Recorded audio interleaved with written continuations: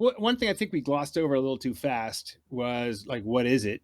I think I Yeah. mean, you talked about it, but really the neat part here is, if I could just slow it down a little bit, the neat part is I can tell, you can prove that a transaction happened without any information about the transaction itself. That's the neat thing about the zero knowledge. That's what the zero knowledge kind of refers to. So like, you Hmm. can prove that I paid you or whatever without having to tell, or paid somebody else without having to tell a third party or whoever I'm trying to prove this to how much it was, who I paid, or any of those things. That's It's why that's why it's such a neat thing. To it's me. so it's so mind-bogglingly just cool about it. It goes even beyond that. You can even break it down more simple. In a simple game of, let's say, where I'm guessing an age or I'm guessing a number that you're thinking, you have a number in your head. I input the number I'm guessing, and without ever revealing the number I'm guessing, or even the number that you've revealed, right, that you have in your head, the way the protocol works, it can say that I have either met the expectation of hitting the number, or above the number, or below the number. It's really crazy. So in some ways it seems almost magical that you can have a moment where two people or more people can come up with an idea for something, and then somebody else say that they can make offer for that something and produce that something, and they can prove it without even revealing any of the secret data or secret information they have to make whatever what it would be. It Yeah, would still be provable.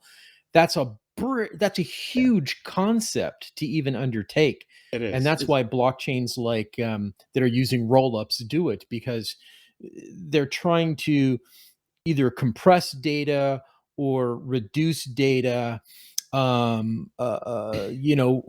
scalability and all sorts of things, or increase privacy. And they can take all that information and say, without what all this information is, which reveals everything and is a lot to store, and you can condense it down to this one proof that all of this matches this proof, no pun intended, and you can store that on chain, and that's very different. It's crazy how this works.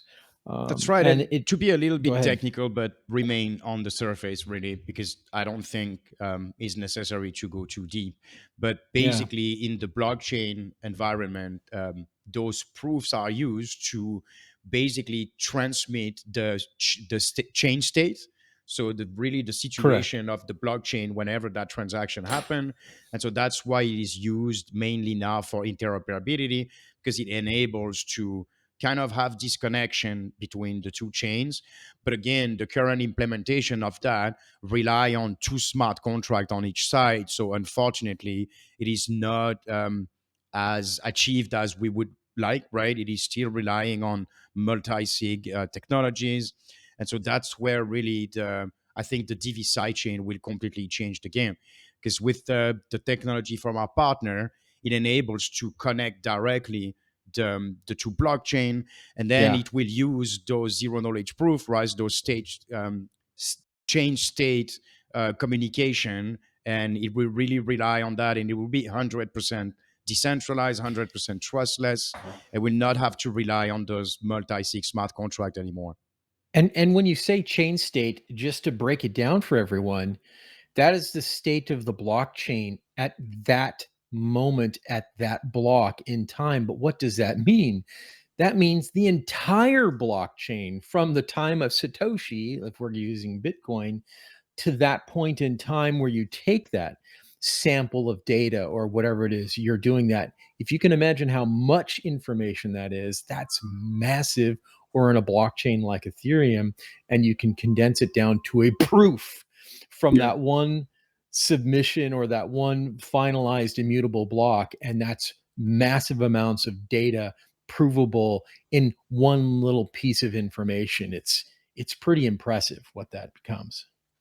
That's right. It is actually a major compression mechanism Yes, by which huge. you have a huge database which is summarized in a very small package of information. And that's what enables you to verify that it's always in synchronization with the other chain.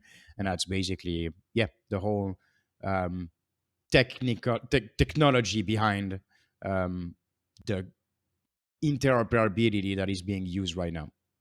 It's nerdy stuff.